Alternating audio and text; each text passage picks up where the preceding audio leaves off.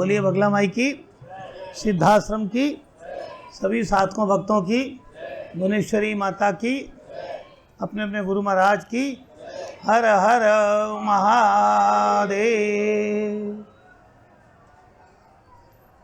चलिए हम लोग पहले गुरु को ध्यान कर लें, थोड़ा सा मुस्करा लें, फिर दिमाग लगाते हैं कि क्या लेके घर जा सकते हैं, क्या छोड़ के जा सकते हैं। ओम गुरुर्ब्रह्मा गुरुर्विष्णु गुरुर्देवो महेश्वरः गुरु साक्षात् परब्रह्म तस्मै श्री गुरुवे नमः। तस्मै श्री गुरुवे नमः। नारायणो त्वं निखिलेश्वरो त्वं माता पिता गुरुआत्मा त्वमेवं ब्रह्मा त्वं विष्णु रुद्रस्त्वमेवं सिद्धाश्रमोऽहं गुरुं प्रणम्यं। सिद्धाश्रमोऽहं गुरुं प्रणम्यं। चलिए हम सब लोग देवी माँ को हाथ जोड़ लें, हमें साथ बोलिए। ओम शरणागत दीनात्र परित्राण परायणे सर्वस्य आर्तिहरे देवी नारायणी नमोस्तुते। सर्वमंगल मांगल्ये शिवे सर्वार्थ साधिके शरण्ये त्र्यंबके गौरी नारायणी नमोस्तुते। नारायणी नमोस्तुते। नारायणी नमोस्तुते। देवी को याद करें, देवी प्रकट होएगी ना। बोलिए बगला माई की जय।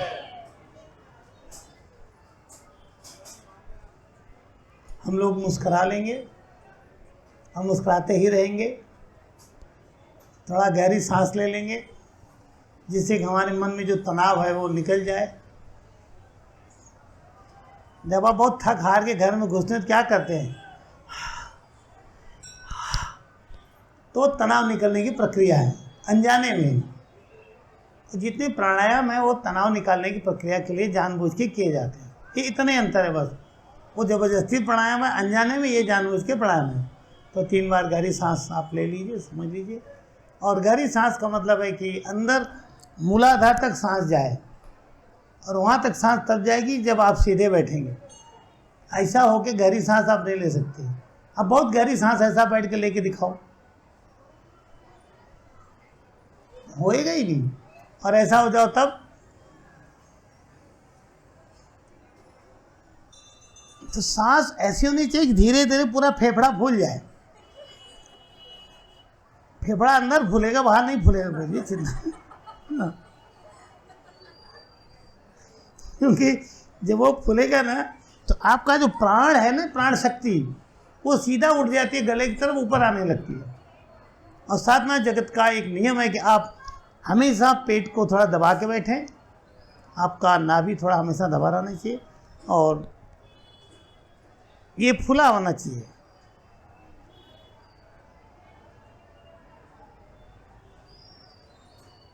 और एकदम सीधा ही रहना चाहिए घंटों।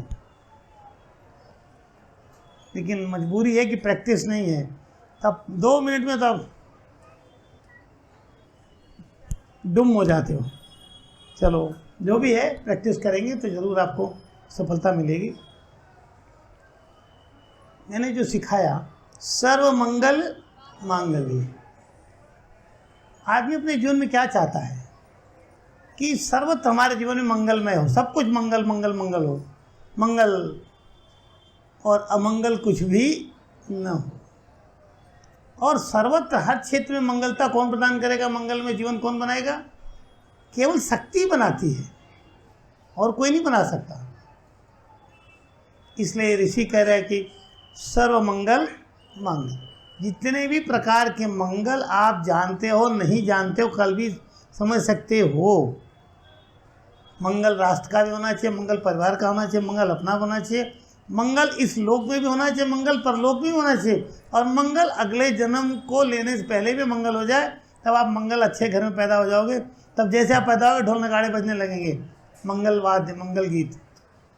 और प्रातः प्रातः लोग बोलते हैं सुमंगली गाओ, बहुत सुप्रभातम मंगल। तो शास्त्र कह रहे हैं कि सर्व मंगल मांगल्य। हे माँ, जितनी प्रकार के मंगलमयता है आप ही के माध्यम से मांगल्य, आप ही मंगल कर सकती हैं। सर्वमंगल मंगल शिवे, आप शिव की संपूर्ण शक्ति हैं। और शिवा का अर्थ है कि कल्याणकारी जितनी शक्तियाँ वो इस स्वरूप में हैं। शिव की शक्तियाँ डिस्ट्रक्टिव भी हैं, कल्याणकारी भी, दोनों प्रकार शक्तियाँ शिव की। क्योंकि शिव जब तांडव करेंगे तो ध्वंस कर देंगे, और प्रसन्न होंगे तो किसी को भी आशीर्वाद देंगे, जा तेरी नगरी सोने की हो जाए। और आप भी चाहते हो कि आपका घर सोने का तो बने, आपके घर में सोना चांदी हीरे जवाहरात ये सब हो कि नहीं हो, ऐसी कल्पना है कि नहीं। तो चलिए थोड़ा आगे बढ़ते हैं। सर्वमंगल मंगल शिवे, हे कल्याणकारी शक्तियों की मालकिन शिवे, सर्वार्थ साधिके। 4 पुरुषार्थ हैं, धर्म अर्थ काम और मोक्ष। तो व्यक्ति को जीवन में कितनी चीज़ें चाहिए। आप कहेंगे गुरुजी मोक्ष तो चाहिए ही चाहिए, इसीलिए गुरुजी हम बहुत कथा कराते हैं भागवत की। ठीक, गुरु गीता में भगवान शिव कहेंगे अरे गुरु प्रसन्न मोक्ष गारंटीड है। कामाख्या में जाओ तो जहाँ संकल्प लोगे वहाँ बोलेंगे इसके दर्शन और स्पर्श मात्र से पुनर्जन्म न विद्यते। महाविद्याएं वहाँ पे 10 महाविद्याएं कामाख्या में हैं, वहाँ जाओ, वहाँ संकल्प क्या होता है पता है कि इसके स्पर्श से, इसके प्रसन्न होने से पुनर्जन्म न विद्यते, मतलब गारंटी होगी मोक्ष की। इसलिए श्री सुंदरी साधन तत्पराणाम भोगस्थ मोक्षस्थ करस्थ एवं ऐसा लाइन आती है कि जो व्यक्ति महाविद्याओं की साधना करता है, श्री सुंदरी साधन तत्पराणाम मतलब उनकी साधना में तत्पर, तत्पर मीन्स एवरी मोमेंट एक्टिवली लगा हुआ, उसको तत्पर बोलते हैं। ये नहीं कि एक दिन तो अब वो क्या गुरुजी पिछले साल आया था ना, आपने अंगूठा लगा दिया था ना गुरुजी, फिर तो आप हो ना गुरु, जब आने की क्या जरूरत है, ऐसा नहीं होता है। तत्पर एकदम रेडी टू एक्ट, लगा हुआ एकदम। तत् मीन्स दैट वन, पर मीन्स उसके पे एकदम चिपक जाए फेविकॉल के जैसा। तो श्री सुंदरी मतलब श्री विद्या से लेकर के जितनी सुंदरी मतलब जितनी भी महाविद्याएं हैं, आप खाली उसको श्री विद्या मत लगाना। अकेली श्री विद्या कुछ नहीं कर पाएगी बिना नौ और उनके साथ जोड़े, क्योंकि सर्किल है, जैसे नवग्रह का 9 का सर्किल है, एक सिस्टम है, वैसे 10 महाविद्याओं के एक सिस्टम है। अब बिना 10 महाविद्याओं की साधना के जीवन में पूर्णता मिलना संभव नहीं है, क्योंकि ईश्वर का शिव का बनाया हुआ प्लान है। तो नवग्रह 10 महाविद्या 9 दुर्गा, इस सोच के शिव ने निर्माण किया है, ये आदमी ने नहीं बनाया है कि कोई आदमी बोले कि ये हमने बना दिया तुम उसको फॉलो करो। तो सर्वमंगल मांगल्ये शिवे सर्वार्थ साधिके में 4 ही चीज़ें हैं। आप क्या चाहते हो? मोक्ष। इच्छा पूरी नहीं हुई तो पुनर्जन्म तो हो ही जाएगा, मोक्ष हो ही नहीं सकता। काम मीन्स इच्छाएं, कामनाएं, काम के दूसरे भी अर्थ हैं, यहाँ तो इच्छा से ही है। अब इच्छा बुरी भी हो सकती है, अच्छी भी हो सकती है। तो आपकी इच्छाएं सद इच्छा हो, अच्छी इच्छाएं हो, तब ना मोक्ष मिलेगा। अब बुरी इच्छा हो गई तो नरक भी तो बनाया भगवान ने। भगवान ने कोई स्वर्ग नहीं बनाया है। ईश्वर ने जितनी भी चीज़ें बनाई उनके अपोजिट में भी एक चीज़ बना के खड़ी कर दी। जितने देवता बनाए उतने असुर बना दिए। रावण बनाया तो राम को बना दिया, महिषासुर बनाया महिषासुर वर्णिन बना दिया, दिन बनाया तो रात बना दिया, बैक्टीरिया बनाया तो एंटी बैक्टीरिया एलिमेंट बना दिया, वायरस बनाया तो एंटीवायरस बना दिया। ऐसा है ही नहीं कि ईश्वर एक चीज़ बनावे। तो आपके अंदर सारे हैं। तो 4 पुरुषार्थ में लास्ट से शुरू कर रहा हूँ। मोक्ष बिना कामना पूरी हो तो होगा नहीं, और कामना पूरी होने के लिए उतनी शक्ति चाहिए, कामाख्या आशीर्वाद तो चाहिए। घूम फिर के आपको शक्ति आराधना जाना ही पड़ेगा, नहीं तो एकाध कामना पूरी होगी। और जो व्यक्ति मरने के बाद स्वर्ग की कामना करके जीवन को जीता है, उससे बड़ा मूर्ख कोई नहीं है। जीवन ऐसा होना चाहिए इसी क्षण हर मोमेंट हमारा स्वर्ग के जैसा बीते। अब ऐसा नहीं स्वर्ग में युद्ध नहीं है, युद्ध वहाँ भी खूब है, देवता भी लड़ते हैं, बराबर लड़ते रहते हैं, और देवता नहीं भी लड़े तब तक एक रावण कंपनी को जाएगा, ए इंद्र निकलो भागो यहाँ, भाग गेट आउट। युद्ध तो वहाँ भी है, युद्ध पार्लियामेंट में, युद्ध कहाँ नहीं है, युद्ध तो घर में भी है, घर वाले बोलते निकल के भाग जाओ नहीं तो मैं सबको बंद करवा दूंगी। आजकल तो युद्ध तो हर जगह है, लेकिन उसमें भी कामना तो पूरी हो कि है भगवान हमारे घर में युद्ध नहीं हो। ये भी तो कामना हो सकती है कि नहीं? ऐसा कौन व्यक्ति चाहेगा कि हमारे घर में युद्ध हो? कोई नहीं चाहेगा। और आप बच्चे कुछ बोल दो, बच्चा पहले में डांट रहे है, daddy you are old outdated, don't disturb, otherwise I am going with my wife, no wife, I have many living relations, you forget your old all ideologies और माइथोलॉजिकल कैरेक्टर्स। हो गया। अब आप जाओगे माथा पीटोगे, कौन सा गलती हो गया हमसे, ये क्यों पैदा हो गया, पैदा होने से पहले कुछ क्यों नहीं हो गया? तो दोष किसी का नहीं है। इसलिए शास्त्र कह रहे हैं कि सर्वमंगल वाली बात बता रहा हूँ आपको, अच्छी तरह समझा रहा हूँ, समझ जाना कि वो कामना हमारी सारी अच्छी से अच्छी पूरी हो, उसके पहले हमारे पास अर्थ होना चाहिए। अर्थ मतलब everything meaningful to you in life, not only money. अर्थ मीन्स मीनिंग। अर्थ का मतलब मनी नहीं है, धन नहीं है। नहीं तो ये बोलते अभी ये सर्वार्थ साध के, तब बोलते धन साध के, ऐसा बोल देती। ऐसा शब्द नहीं है। सर्वार्थ और ज्योतिष में एक सर्वार्थ सिद्धि योग आता है, वहाँ भी धन नहीं है। धन शब्द ही अलग है, अर्थ शब्द अलग है। ये तो हमने जबरदस्ती अर्थशास्त्र में लगा दिया खाली धन, ऐसा नहीं है। तो जितनी भी चीज़ें आपसे रिलेटेड हैं लाइफ में, जिन जिन चीज़ों से आपका कुछ न कुछ कंसर्न है, आज है या कल हो जाएगा, all concern items or elements or objects come under this object अर्थ वर्ड सिंगल सर्वार्थ साथ के मीन पर्पज मीनिंग, बराबर है। और स्पेशली बोलो तो मीनिंग पर्पजफुल मीनिंग जो हो वो सर्वार्थ है। ऑल तो उसमें आपको यात्रा भी होनी चाहिए, तीर्थ भी होनी चाहिए, दान पुण्य भी होना चाहिए, साधना भी होनी चाहिए, सिनेमा भी होना चाहिए, लग्जरी भी होनी चाहिए, सालों साल तपस्या भी होनी चाहिए, शिव भी प्रकट होना चाहिए, काली भी, दुर्गा भी, लक्ष्मी भी, युद्ध भी, तलवार भी, गदा भी, तब तो कुछ होएगा ना। आप बोले कि नहीं गुरुजी वो सब हमारा काम थोड़ी है गुरुजी, हम तो हे लक्ष्मी मैया, हे लक्ष्मी। हमारे गुरुजी बोलते मैया मैया बोलने से लक्ष्मी कुछ नहीं करेगी, क्योंकि तुम्हारे पापों ने तो लक्ष्मी को दबा रखा है, पाप को काटो पहले। तो धर्म अर्थ, अर्थ कहाँ से आता है? धर्म से। मैं उल्टा सिखा रहा हूँ आपको। आप क्या चाहते हो? मोक्ष, फिर चाहते हो कामना, फिर चाहते हो जितने भी अर्थ हैं, पर वो सब बिना धर्म के संभव नहीं। अरे जो पहला फाउंडेशन नहीं लेगा बिल्डिंग खड़ी हो जाएगी हवा में, ऐसा हो सकता है क्या? नहीं गुरुजी हम तो बहुत हाईटेक है, हवा में खड़ा कर लें, कर लो। मूलाधार तो चाहिए कि नहीं? मूलाधार केवल और केवल धर्म है। और धर्म क्या पर्पस है? देश काल पात्र के आधार पर जो धारणीय है, धारण करने के योग्य है, जिसको धारण करने से हमारा सर्वत्र कल्याण हो सकता है, जिसको धारण करने से हम पूर्णत्व प्राप्त कर सकते हैं, उस विषय को, उस वस्तु को, उस ज्ञान को धर्म कहा जाता है। समझे कि नहीं? धर्म हिंदू मुसलमान क्रिश्चियन नहीं है, ये संप्रदाय है। तो आपको क्लियर कट कंसेप्ट होना चाहिए। गुरु के पास बैठो तो खाली मनोकामना के लिए मत जाओ, गुरु के पास जाओ तो उसका पूरा ज्ञान ग्रहण कर लो।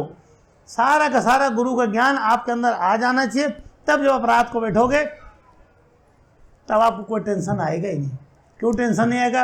अरे गुरु ने कहा है सर्वार्थ साधिके, जो कुछ चाहिए उसको सिद्ध करेगी। साधिके मतलब सिद्ध कर देना, साथ देना। मैं पुनः रिपीट कर रहा हूँ, सर्वमंगल मांगल्ये शिवे सर्वार्थ साधिके शरण्ये, हे ऐसी वाली माँ आपके मैं शरण हूँ, त्र्यंबके गौरी नारायणी नमोस्तुते। आपको नमस्कार। तो उस नमस्कार की भावना से आप बैठें। अब 10 महाविद्याओं के बारे में आपको बता रहा हूँ। 10 महाविद्याएं भगवान शिव ने क्यों बनाई? ये सृष्टि बनाई किसने? शिव ने बनाई। नवग्रह क्यों बनाए? बताओ, कुछ तो है पर्पज। एक पिक्चर गाना था, दुनिया बनाने वाले क्या तेरे मन में समाई, काहे को दुनिया बनाई, समझ में तो आता नहीं। तो शिव ने नवग्रह क्यों बना दिए? अच्छा, दुर्गा प्रकट हुई तो 21 प्रकट हुई तो 9 काय हो गई? और 9 हो गई तो नवरात्रि क्यों बना दिया गया और एक एक दिन बांट दिया गया? प्रथम शैलपुत्री, द्वितीयम ब्रह्मचारिणी, तृतीयम चंद्रघंटी, लाइक दैट। तो फिर उसके बाद 10 महाविद्याएं क्यों बना दिया? अब आप बोलेंगे गुरुजी हम ऐश्वर्य लक्ष्मी, महालक्ष्मी और संतोषी माता और सोमवार मंगलवार पे सारे व्रत तो रख रहे हैं गुरुजी, और व्रत भी नहीं रख रहे हैं क्योंकि व्रत का अर्थ ही नहीं मालूम है। उपवास जरूर, भूखे मर रहे हैं, सामने बढ़िया बढ़िया व्यंजन रखा है खाने को, देख देख के जीभ पे पानी आ रहा है, फिर भी क्या है गुरुजी हमारा व्रत है। व्रत का मतलब तो वो नहीं है कि क्या खाया क्या नहीं खाया, अल्पाहार, निराहार, जल आहार, दुग्ध आहार, आहार शब्द है, व्रत नहीं है। अब मैं फिर रिपीट कर रहा हूँ, संस्कृत वर्णमाला में कहीं भी मीनिंग में कंफ्यूजन नहीं, अंग्रेजी नहीं है कि राम भी ठीक है, रैम भी ठीक है, रम भी ठीक है, तीनों समझ में नहीं आएगा। अब रम लिखना हो, रम बीज अंग्रेजी में कैसे लिखोगे बताओ? हम बोले रम बीज लिखो, बोलो तो आप बोलोगे रम रम रम, अंग्रेजी में लिखोगे कैसे? लिख के बताओ, क्या स्पेलिंग बोलोगे? बोलो हैं? आर्यम बोलोगे तो राम हो गया, सिर्फ रम कहाँ हुआ? और भेड़ा को, रैम को क्या बोलते हैं? बोलो, इसकी स्पेलिंग क्या होती है? जोर से बोलिए। तो तुम्हारा राम तुम्हारा रैम हो गया, फिर भी वो रैम और राम हो गया, रम तो नहीं हुआ। तो रम लिखने के क्या करेंगे? या तो कम के जैसा लिखो, आर ओ एम ई, तब रोम हो जाएगा। अब आर यू एम लिखो तो रम हो जाएगा। बड़ी गड़बड़ है। और जब मैं विदेशों में जाता हूँ ना, लोग बोलते हैं this and that for India, बोलता चुप रहो, बोलो मत, तुम्हारे पास तो लैंग्वेज में ही एकदम पुअर हो। रिचेस्ट कल्चर अगर कहीं है लैंग्वेज के हिसाब से तो केवल और केवल इंडिया है, सनातन धर्म। यहाँ आपके पास 51 अल्फ़ाबेट्स हैं, 51, वहाँ 26 हैं, आधा सीधा 50%। तो आपसे कोई क्या बात करेगा भाई? तो आपका जो नॉलेज का डेवलपमेंट हुआ ना आदिकाल से, बिल्कुल परफेक्ट हुआ। इसलिए अपनी संस्कृति को भूलना नहीं चाहिए। तो चलो, सर्वमंगल बोलिए, मांगल्ये शिवे सर्वार्थ साधके शरण्ये त्र्यंबके गौरी नारायणी नमोस्तुते। हे माता, हे बगला माँ, हे काली माँ, हे तो जितनी माताएं हैं, कितनी माताएं हैं, जितनी शक्तियाँ उतनी माताएं। कितनी शक्तियाँ गिन ही नहीं सकते। नींद आती है कि नहीं आती है? सबको सुला देती है, बहुतों को आती ही नहीं। अब आती है नहीं आती है तो न आने देना में कोई शक्ति होगी, और जबरदस्ती सुला देना में कोई शक्ति होगी। तो आप बोलेंगे डॉक्टर साहब नींद नहीं आती, बोलेंगे कोई बात नहीं, हम है ना, आईसीयू खोल के किस लिए बैठे हैं? तुम्हारे लिए बैठा, आओ लगा देते हैं, दे देंगे एक ड्रग, सोते रहो, स्लीपिंग पिल। फिर बोलेंगे नहीं ये तो ज़्यादा खाओगे जहर हो जाएगा। अब नींद नहीं आवे तो जहर खाओ, तो 24 घंटा सोते रहो, तब हम लोग बोलेंगे सुबह नहीं उठते ना, भाग्य नहीं खुलेगा। सूरज की किरण तुम्हारे चेहरे पर नहीं पड़ रही है, तुम्हारे घर में सूरज का प्रकाश नहीं आ रहा है, भाग्य खुलने वाला नहीं है। ये बनारस में गया तो बहुत लोग आए, बोले गुरुजी हमारे घर में लक्ष्मी। ने कहा नहीं आ सकती। बोले क्यों? हमने कहा तुम्हारे घर के सारे मर्द 9 बजे दिन में सो के उठेंगे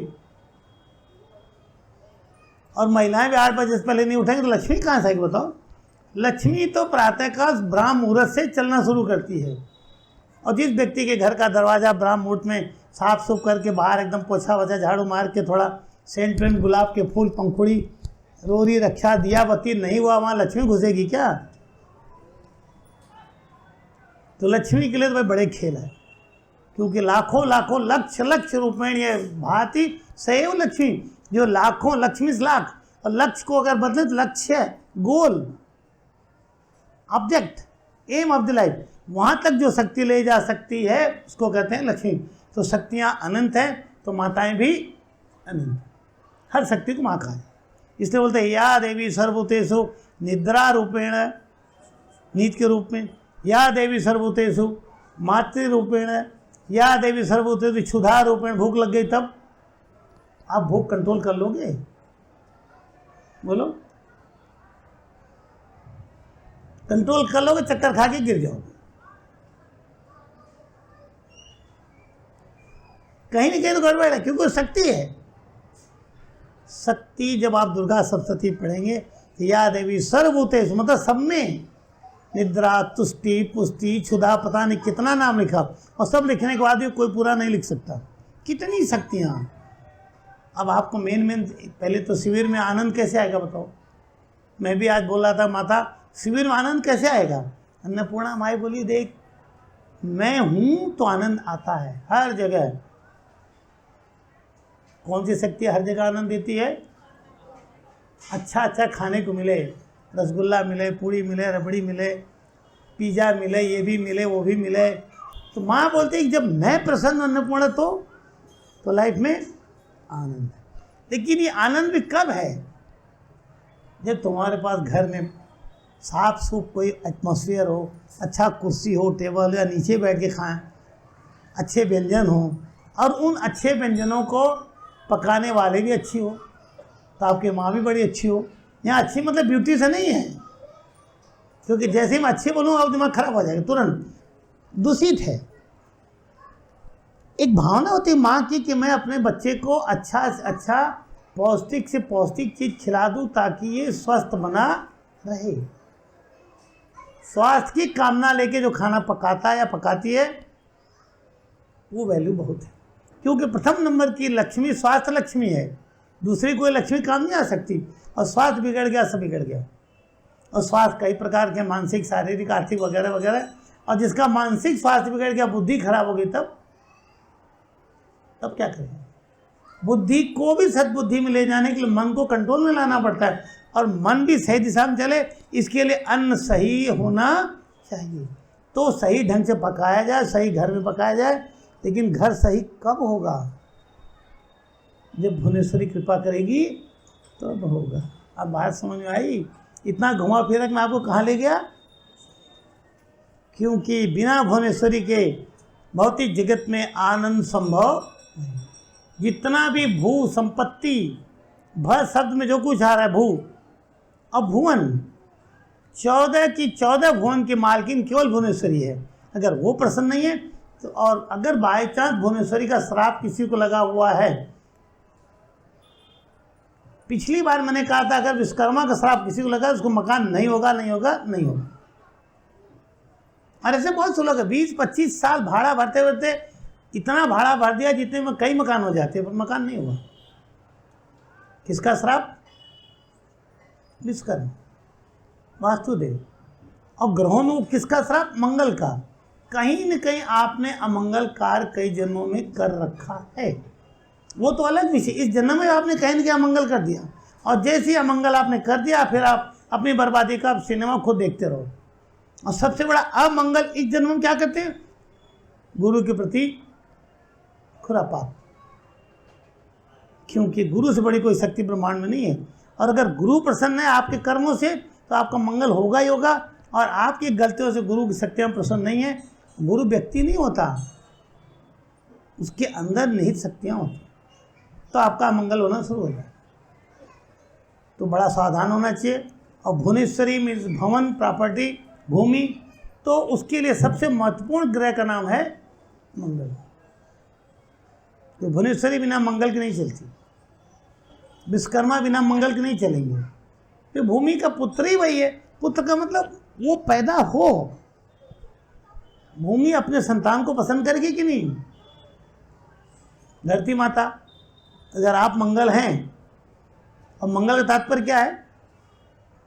सर्वत्र आप दूसरों का कल्याण करने की भावना रखते हो, कल्याण करते जाएं। इसलिए कामाख्या माँ ने जब मुझे वचन दिया तो यही सिखाई कि हे पुत्र, सदैव केवल और केवल लोक कल्याण के बारे में सोचो, अपने मतलब कि कभी मत सोचो, लोक कल्याण सोचो। तो जो मंगल है यही हर संसार का मंगल कर सकता है। और जो व्यक्ति किसी अन्य के बारे में मंगल नहीं सोचता, निश्चित रूप से उसका मंगल हो ही जाएगा। क्योंकि आप अमंगल सोच रहे हो तो आप अमंगल का कार्य कर रहे हो, तो फल में अमंगल ही आएगा, मंगल नहीं आ सकता। उसमें दोष किसी देवता को नहीं दे सकते आप। तो भुवनेश्वरी 14 भुवन की मालकिन, सारी संपत्तियों की मालकिन, प्रॉस्पेरिटी, वैभव, भुवनेश्वरी, ये बड़ी प्रमुख महाविद्या है। 10 महाविद्याएँ शिव ने बनाई, उनका निर्माण किया, और शिव ने सब बना करके समाधि का अपना रास्ता खोल लिया। मैं बैठ गया समाधि में, शिव ने। अब 10 महाविद्याएँ क्या करेंगे? दिशाएं कितनी होती हैं? 10। 10 दिशाओं से शिव को सुरक्षा प्रदान हो, नो डिस्टर्बेंस, और 10 दिशाओं से जो कुछ प्रॉस्पेरिटी है, जो कुछ पॉजिटिव है, वो आता ही रहे शिव के पास, ताकि वो आत्मा में अपने आनंद से बैठे रहें। और जो कुछ ऑब्स्टेकल्स, बाधाएं आए, उनको भी शक्तियाँ काट के फेंकती रहें। इसलिए किसका निर्माण हुआ? 10 महाविद्याओं का। ये साधारण ज्ञान नहीं है ये। और उन 10 महाविद्याओं ज्ञान देने के लिए हमारे गुरु बाबा, अन्य कई साधु संत महात्मा योगी अवतरित थे, प्रकट है, उन्हीं से एक मैं भी हूँ। ये आपका सौभाग्य है कि आप आके सीख रहे हो। अरे ये सब चीज़ किताबों में लिखी हुई नहीं मिल सकती। किताबों में लिंक नहीं स्थापित किया जा सकता। कामाख्या में जाएंगे तो वहाँ भुवनेश्वरी की जगह सबसे ऊपर है, पहाड़, टॉपमोस्ट जगह पे कौन है? भुवनेश्वरी। तो उस कामाख्या पहाड़ पे जहाँ 10 महाविद्याएँ हैं, वहाँ भुवनेश्वरी टॉपमोस्ट जगह पे क्यों बैठी है? अर्थात भुवनेश्वरी का स्थान सर्वोपरि है। अब समझ गए कि नहीं? सबसे ऊंचा स्थान किसका है? वहाँ बोलते हैं शुक्र के द्वारा, शुक्र ग्रह से संबंध। और ये भी सच है कि जितनी लग्जरी है वैभव, तो शुक्र के हाथ में है। हर चीज़ सुंदर, ब्यूटीफुल, वाइट हाउस, हीरा मोती जवाहरात, सुंदर सुंदर मकान, वाइट गाड़ियाँ, लंबे लंबे सब अप्सराएं, ये सब किसकी देन है? शुक्र की देन है। लेकिन ये पूर्ण सत्य नहीं है, क्योंकि भुवनेश्वरी बड़ा बड़ा वो कब देगी? जब उसको रखने की जगह होगी तब न देगी। एक सुंदर सी पत्नी लाए, बराबर है, अब उसको सुरक्षित घर ही नहीं है तो क्या करोगे? करोड़ रुपया कहीं से लाए, चाहे ईमानदारी से बेईमानी से रखोगे कहाँ? तो कुछ कहीं चाहिए कि नहीं सेफ जगह। अब घर है तो एसी भी चाहिए, वो भी चाहिए, वो भी चाहिए, एसी चाहिए तो लोहा भी चाहिए। तो सुबह मैंने कहा कि भुवनेश्वरी का संबंध विश्वकर्मा से है, शनि देव से है। क्योंकि जब बहुत बड़ा विस्तार होगा तो बिना बड़ा कारखाना जैसा कुछ किए नहीं होगा। बड़ी बिल्डिंग बनेगी तो कई स्टोरी जो बिल्डिंग बनती है ना, बड़ी बड़ी बड़ी भुवनेश्वरी, 1 फ्लोर 2 फ्लोर 3 फ्लोर, तो कितना आरसीसी लगेगा उसमें, कितना सरिया लगेगा? शनि की देन है। इसलिए भुवनेश्वरी शनि और मंगल के साथ तो चलती है, साथ में विश्वकर्मा चलते हैं। और अगर उसमें भी वास्तुदेव अनुकूल हो गए तो कल्याण कर जाएंगे, मगर बिना मंगल की कृपा के सब संभव नहीं होता। और साथ में 99 पर कान न अटका दे, इसलिए बृहस्पति भी जरूरी है। बोलो बगला माई की जय। आप मेरे ख्याल से थोड़ा थोड़ा भुवनेश्वरी समझ गए। और जितने भी महाविद्याओं के मंत्र हैं, अधिकांश मंत्रों में 2 बीज बहुत चलते हैं, एक श्रीम और एक ह्रीम। पहला काली माता, काली माता को तो लोग थोड़ा बहुत जानते हैं, रामकृष्ण परमहंस की देन है, लोग जानने लगे। तारा माता को उतना लोग नहीं जानते जितना तारा पीठ जानते हैं। तारा माँ को नहीं समझते क्या चीज़ बस। और ये भी एक दुर्भाग्य है, हम किसी मंदिर में जाएंगे उसको समझेंगे नहीं, वहाँ गए और पंडित लोग खड़े रहेंगे।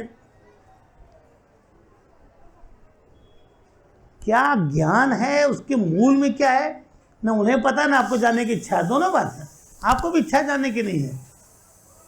आप तो जाओगे तिरुपति बालाजी, आप बहुत पैसा देते हो ना, बस हमको पैसा देना, अगली बार आएंगे मुड़ मुड़ा के चले जाएंगे, बाल कटवा देंगे। तुम्हारा बाल से उनको क्या लेना देना भाई? या हम आएंगे आपको ये काम करना, इतना आपको दे देंगे। अब गए काशी, जय जय हनुमान गोसाई कृपा करो गुरुदेव की नहीं, भूत पिशाच निकट नहीं आवे, हनुमान जी महाराज जो भी हमको पकड़ा वो सब हटा देना। आपको हम पाव किलो लड्डू चढ़ा देंगे। अरे उनको समझो तो सही वो क्या हैं, उन्हें समझ जाओ तुम्हारा संकट कट जाएगा, पर समझाएगा कौन? इसलिए तुलसीदास जी कहते हैं कि जय जय जय हनुमान गोसाई कृपा करो, और आप गुरु से जुड़ना नहीं चाहते। हर वो रास्ता आप ढूंढते हैं, गुरु से दूर कैसे जाएं, आप नहीं चुनते हैं। असुर और आपके पाप कुछ भी करके आपको गुरु से दूर उठा के फेंक ही देंगे, इसमें दो राय नहीं। पुण्य बढ़ेगा तो आप गुरु जीवन पर्यंत का कई पीढ़ी अनादिकाल तक छोड़ नहीं सकते। अब पाप कहीं भी बढ़ गया और राहु ने चोंच मार दी तो आप गुरु की पार्टी भी नहीं सकते। आपको बड़ा सावधान आना चाहिए कि आखिर हमारे पर कौन चोंच मार रहा है। रहते दोनों साथ हैं, असुर भी देवता, तो मुस्कराते रहिए। और सारे आनंद लेने हो तो भुवनेश्वरी की साधना अवश्य करें। काली माता का प्रथम मंत्र जो रामकृष्ण परमहंस ने जपा, क्रीम क्रीम क्रीम ह्रीम ह्रीम ह्रीम है। ह्रीम मतलब भुवनेश्वरी माँ का बीज मंत्र। आगे हूँ मैं वगैरह में मंत्र नहीं बता रहा हूँ, पर वहाँ भुवनेश्वरी घुस गई, समझे कि नहीं? क्योंकि काली भी बिना भुवनेश्वरी नहीं चल रही है। जो चाहिए उसमें भुवनेश्वरी आवश्यक है। और एक बात फिर बता देता हूँ, कोई भी ज्ञान आपका हो, अगर आपने गुरु के साथ छल किया, जरा सा भी झूठ बोला, मन में कुछ रखा, तो वो ज्ञान आपका एक दिन नाश कर देगा। सीधा उदाहरण दे रहा हूँ कर्ण का। कर्ण को बहुत योद्धा बना दिया परशुराम ने, हुआ क्या? श्राप नहीं लग गया? तो भूल करके भी ऐसे कर्म न करें कि गुरु नाराज हो। और बार बार गुरु गीता पढ़िए, सैकड़ों बार पढ़िए, एक एक लाइन पढ़िए, पूरा मत पढ़िए, खाली एक श्लोक पढ़िए। एक श्लोक भी मत पढ़िए, एक लाइन पढ़िए। एक श्लोक में 2 लाइन, एक लाइन पढ़िए। समझने की कोशिश कीजिए आखिर क्या शिव भगवान कह रहे हैं, ये ग्रंथ क्या कह रहा है। जब समझने लगेंगे तो महाविद्याएँ अपने आप आपको ज्ञान देने लगेंगी, चारों तरफ सुरक्षा करने लग जाएंगी। दूसरा आता है तारा माई का। तारा का मंत्र एंग ओंग ह्रीं स्त्रिंग, उसमें भी ह्रीम घुसा हुआ है, समझे कि नहीं? देवी श्मशान की है, राइट? अरे श्मशान भी तो भूमि पर ही बनेगा कि बिना भूमि के बन जाएगा? तो ह्रीम वहाँ भी घुसा हुआ है। तीसरे नंबर की महाविद्या ललिता त्रिपुर सुंदरी श्री विद्या, पहला ही बीज ह्रीम है। ह्रीम का ए ई ल बाकी मैं पूरा मंत्र कोई नहीं बोल रहा हूँ, वहाँ भुवनेश्वरी घुस गई। चौथे में भुवनेश्वरी है ही है। 5वें पर आती है आपकी छिन्नमस्ता, श्रीम ह्रीम क्लीम हुम वज्र वैर उचनीय, पूरा मंत्र एक भी नहीं बोल रहा हूँ, तो वहाँ भी ह्रीम घुस गया, घुसा कि नहीं? अब एक मंत्र आता है त्रिपुरधारी, उसमें भुवनेश्वरी नहीं दिखाई पड़ती, हसैम हस करीम हसैम, पर उसमें भुवनेश्वर इनडायरेक्टली घुसी हुई है। कैसे घुसी है वो कभी योग आएगा समझाऊंगा। उसके बाद आता है धुमाती, इसमें तो भुवनेश्वरी बिल्कुल नहीं दिखती, क्योंकि धुमाती को क्या लेना,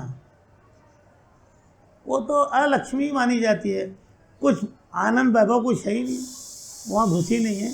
फिर भी मैं देखूंगा कैसे घुसी होगी, होगी तो जरूर। और उसके बाद फिर कौन सी है? बगला माई।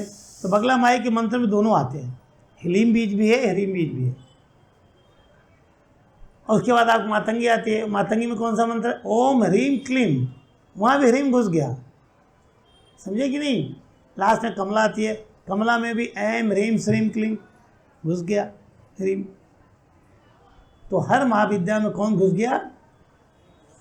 भुवनेश्वरी। इसका मतलब वो समथिंग वेरी इंपॉर्टेंट। आ रहा है नहीं समझ में? तो समथिंग वेरी इंपॉर्टेंट, तो उसको मिलना भी बहुत कठिन है, आसानी से कोई गुरु देगा नहीं। पूर्व जन्म के पुण्य पाएंगे, और पा के भी संभाल लें उसको, क्योंकि अमृत तो राहु झपट के ले ही जाएगा, हर हाल में ले जाएगा। और आपको काट के फिर जरा सा चूके कटे, तलवार के धार है। जब आपके पास बहुत गहना सोना चांदी सब हो ना, बहुत शक्तियाँ हों, ये भी वो भी, तो डकैत लूटने के चक्कर में रहते हैं, लुट जाता, पता नहीं चलता। और तब आप बोलेंगे अच्छा वो आपने आश्रम छोड़ दिया, तुम्हें पता नहीं 10 साल बाद तुम्हारा क्या होएगा। आज बड़ा अच्छा लग रहा है, 10 साल बाद क्या होगा? मुस्कुराते रहो, सोचते रहो। तो Bhuvaneshwari is on the top. इसलिए ललिता त्रिपुर सुंदरी की साधना में श्री विद्या देते समय सबसे पहले भुवनेश्वरी का ही दीक्षा दी जाती है, वो भी एकाक्षरी। उसके बाद में त्रिअक्षरी, फिर पंचाक्षरी, फिर अक्षर बढ़ाते बढ़ाते फिर 14 अक्षर, 15 अक्षर, लास्ट में 16 अक्षर तक श्री विद्या पाने में 20-25 साल लग जाते हैं। और अगर किसी को ऐसी दीक्षाएं मिल गई तो फिर वो आदमी फिर वो चमकता है, वो सूरज के समान। भगवान करे कि आप चमकें, भुवनेश्वरी को समझें, नवरात्रि के महत्व को समझें, नव दुर्गा को समझें, नवग्रह समझें, 10वां विद्याएँ समझें। और ये 10 दिशाओं को किलित करके आपकी सुरक्षा करती हैं, 10 दिशाओं से आपको वैभव प्रदान करती हैं। और जो कुछ चाहिए आएगा तो 10 ही दिशा से, 10 के बाहर तो कोई चीज़ नहीं। तो 10 दिक्पालों के साथ भुवनेश्वरी आपकी सर्वत्र रक्षा करे, हर लोक में, यही नहीं खाली स्वर्ग में भी आपकी रक्षा करे। नरक तो आप जाएंगे नहीं ऐसा मैं मान लेता हूँ, लेकिन कर्म गलत कर जाएंगे, जा भी सकते हैं। मैं कोई वचन नहीं दे रहा हूँ आपके लिए। मुस्कराइए, भुवनेश्वरी समझने का प्रयास कीजिए। बोलिए बगला माई की जय। आज शनिवार का दिन है, तो अक्सर मैं बताता हूँ कि जिस ग्रह का जो दिन होगा पूरे दिन उसका प्रभाव रहेगा। आज भुवनेश्वरी किसके साथ जुड़ी है? शनि के साथ। पूरे साल भर जुड़ी रहेगी। ये नई साल की जो स्थिति है ग्रहों के साथ में, शनि के साथ। और इस संवत्सर का जो नया 2076 है मेरे ख्याल से, तो उसका नाम है परिधावी संवत्सर। समझे कि नहीं? जैसे आपके मंत्रिमंडल होते हैं ना, पार्लियामेंट, असेंबली, ये सब, तो ऐसे ही नवग्रहों का इसका सबका भी एक मंत्रिमंडल होता है, संचालन वही करते हैं। तो उसमें इस साल राजा कौन रहेगा? शनि। मंत्री कौन रहेगा? सूर्य। और दोनों आपस में टनाटन है। समझा कि नहीं? इसलिए देख रहे हो इलेक्शन में इस समय क्या हाल हो रही है, क्या नहीं हो जा रहा है। ये नहीं समझ में आ रहा है कि क्या मुंह से बोल रहे हैं। हर नेता कुछ न कुछ उलट पलट बोल जा रहा है। देश कहाँ है, विकास कहाँ, वो सब गुल हो गए। क्योंकि राजा कौन है? शनि। और इलेक्शन तो 19 में होगा। नया संवत्सर शनिवार से शुरू हो रहा है। और जनवरी अगर पकड़े तो मंगलवार से शुरू हुई थी। और शनि और मंगल का आपस में कभी पटने वाला नहीं। ये तो इसलिए आपने देखा कि चाहे पुलवामा हो, चाहे सर्जिकल स्ट्राइक हो, सब मंगल की देन। मंगल ये सब काम कर दे धाड़। जो काम दूसरे करे 20 साल नहीं करे, मंगल टक। तो बड़ा विचित्र खेल है। आप ग्रहों को भी समझें और उग्र ग्रहों के दिन में अपनी बाधाओं को अवश्य काटें। आज रात को 12 बजे आपको शनिदेव की सहायता से अपनी न्यूनताओं को काटने का प्रयास करना चाहिए। उस प्रकार के मंत्र प्राप्त करें, विधियाँ करें, जो भी करें करें, नहीं करें नहीं करें, आप प्रसन्न हैं, ऐसा मेरा आशीर्वाद है। बोलिए बगला माई की जय। बस किसी के मन में कोई प्रश्न है पूछ लो, मैं उत्तर दे देता हूँ। Any question from anybody? No question?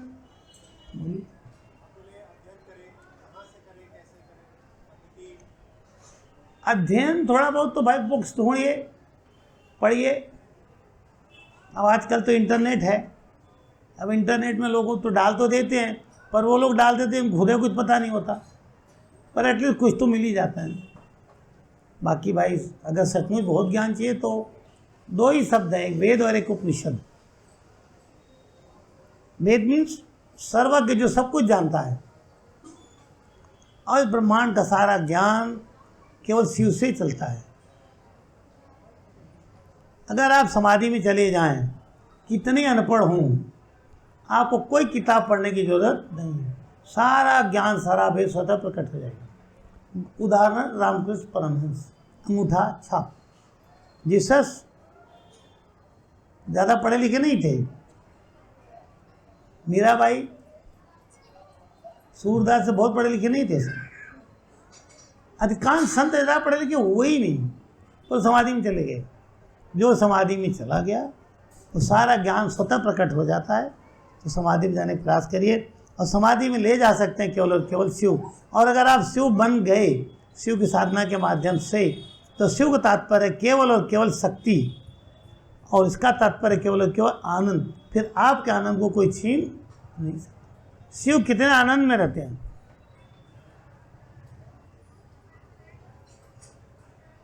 कोई टेंशन आता ही नहीं उनके पास। क्यों नहीं आता? 10 खड़ी हैं, काट देंगे। और शिव कैसे काम करते हैं?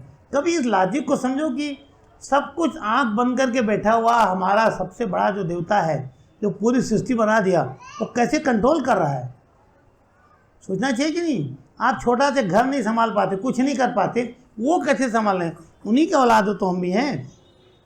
लोग बोल रहे हैं डीएनए जीन इफेक्ट, अरे तो उन्हीं के जीन तो हम भी हैं। वही डीएनए टेस्ट करो शिव से और अपना निकाल के। पर हम क्यों नहीं कर पा रहे हैं? क्योंकि हमारे जीवन में योग्य गुरु मिला नहीं। और अगर किसी को मिल गया योग्य गुरु तो शिष्य ने समझने की कोशिश नहीं की, वो अपने मतलब में रह गया हो। और तब गुरु की स्पीड इतनी तेज होती है, जब तक आप सोचोगे तब तक तो 10 शिविर लगा के नया ज्ञान देके चला जाएगा। गुरु की स्पीड साथ चलना। आपने हनुमान जी कथा बचपन की पढ़ी है। गए गुरु के पास, सूर्य के पास, हमको ज्ञान चाहिए। सूर्य ने कहा दे दूंगा।